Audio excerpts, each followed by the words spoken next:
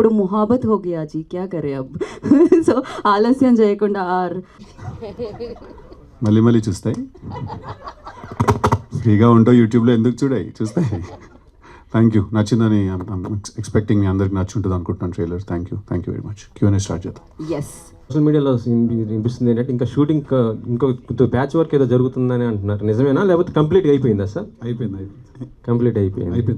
ఇంకా ఎక్కడండి ఈ ట్రైలర్ లేదండి, ఆయన అట్లా అంటారు కానీ ఆయన ఇక్కడ పెట్టిన రేపెల్లుండి కూడా నేను ఆశ్చర్యపోను, అది వేరే విషయం. బట్ ప్రస్తుతానికి అయిపోయింది సార్. అదే ఇందులో మీరు చూస్తుంటే రా ఏజెంట్లా కనిపిస్తున్నారు కదా సార్. అంటే గతంలో చేసింది టిల్లుకి దీనికి చాలా డిఫరెన్స్ ఉంది. సో ఆడియన్స్ ఎలా రిసీవ్ చేసుకుంటారు అనుకుంటున్నారు ఈ క్యారెక్టర్ని? డెఫినెట్గా చాలా బాగా రిసీవ్ చేసుకుంటారు sir. I'm hoping, because it's a very big film అండి, ఇట్స్ వెరీ స్ట్రాంగ్ ఫిల్మ్.